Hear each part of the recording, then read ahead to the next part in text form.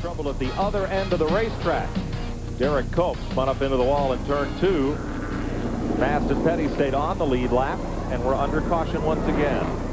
5th one of the day. Rusty Wallace getting service.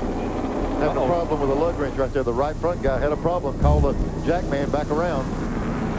We've been bragging all day about Rusty Wallace getting in and out, and they have to redo the right front wheel. Yep. Now they're back around on the left side.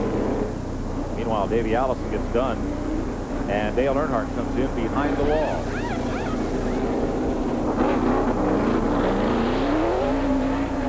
So Wallace will be toward the back of the lead lap. You know, Neil, that didn't look too important right there. You say they're under the yellow. He didn't lose much, but that track position, he has lost a bunch of real estate here that's going to be hard to make up. Yeah, buddy, on the same vein we were talking about Elliott, such a force early, and it's taken him 3 cautions and about 100 laps to get back where he was in 2nd place. There's Earnhardt's car down there. They're probably going to have to put some brakes back on that thing. And it looks like they got it up on 4 jack stands, and they can actually run a new brake line to the one that was bad. Let's look and see why we're under caution. There's the leader, Davey Allison, coming up on the outside, right where Derrike Cope is. Look at the king here. I'm glad. I know he's glad he turned back up the bank. He looked like he's going to come down.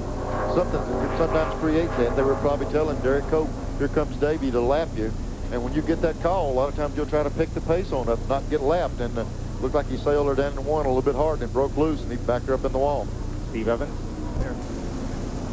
We're down with Dale Earnhardt, the number 3 car, and by actual count, there are 14 uniformed crewmen working on this car.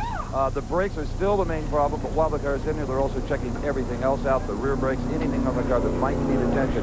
No one is not busy on this crew.